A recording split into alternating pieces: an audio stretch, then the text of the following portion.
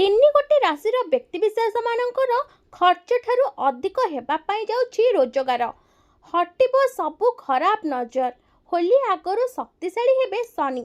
ତେବେ କେଉଁ ତିନି ଗୋଟି ରାଶିଙ୍କର ଭାଗ୍ୟରେ ପରିବର୍ତ୍ତନ ହେବାକୁ ଯାଉଛି ଏବଂ ଏମାନଙ୍କର ଖର୍ଚ୍ଚ ଠାରୁ ଅଧିକ ହେବା ପାଇଁ ଯାଉଛି ଇନକମ୍।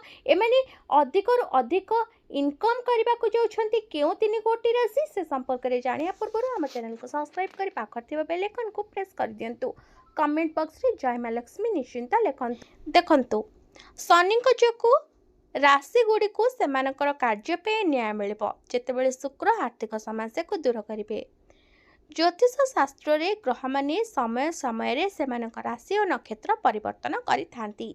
एही क्रम रे होली पूर्वरु सबुठारु बड़ ग्रह शुक्र एवं शनि मीन राशि रे एकत्र हेबा पई जाउछंती। 2 मार्च रे शुक्र कुंभ राशि मीन राशि रे प्रवेश करिवे, जेउठारे शनि पूर्वर उपस्थित रहिछंती। ज्योतिष शास्त्र अनुसार मीन राशि रे शुक्र और शनिकर संयोग एक महाशक्तिशाली मिश्रण सृष्टि करुछि, जहा मिथुन राशि समेत 4टी राशि पई लाभदायक हेबो।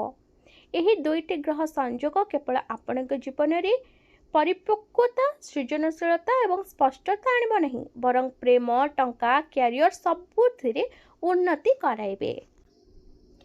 तेबे 2 मार्च रे शुक्रंकर मीन राशि रे प्रवेश एही राशि रे लोकमानंको पई जीवन रे गोटे बड़ खुशी आनिब। एमानंकर जेतिकी खर्च करिवे ताठरो अधिक एमानंकर उपार्जन हेबो बा इनकम हेबो। तेबे आसंतु जानिबा प्रथम भाग्यशाली राशिटी किए, जो मानकर होली पूर्वर जीवन में गोटे बड़ धरणर परिवर्तन आसवा जाउछि। देखंतु प्रथम भाग्यशाली राशिटी हेउछि मिथुन राशि। एही राशि रे जन्मित लोक माने दीर्घ समय धरी चाकरी किंबा नूतन चाकरी खोजुछंती, सेमाने भल खबर सुनी पारिबे। शुक्र मिथुन राशि रो लोक मानकर सुविधा और बेलास को वृद्धि करिवे, जेतेबेले शनि आपणक कठिन परिश्रमर फल आपणको देबे। एही समय रे मिथुन राशि व्यक्तिविशेष मानकर बहुत शुभ घटिबो। द्वितीय भाग्यशाली राशिटी होछि सिंह राशि। देखंतु आपणक राशि रु अष्टम घरे शनि और शुक्रंकर संयोग हेबा पई जाउछि, जहा सिंह राशि लोकंक जीवन रे स्थिरता आनिबो। क्यारियर, परिवार और व्यवसाय समेत अनेक विषय रे बुझामणा वृद्धि करिबो।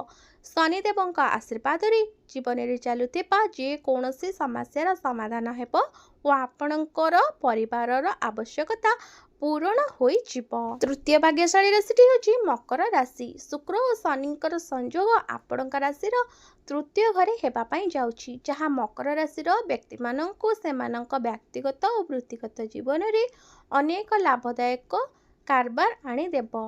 होली पूर्वर एही संयोग आपणक जीवन रे नुआ रंग आनिबो। एही पर्व आपणको आहुरी स्वतंत्र कराइबो। शनि आपणको असुविधारू मुक्ति कराइबे और अनेक शुभ लाभ देबे एवं समय रे शुक्र आपणको कार्य गुड़ी को स्थिर करिवे एवं आपणकर धार्मिक कार्य रे नियोजित करिबारे सहाय्य करिवे।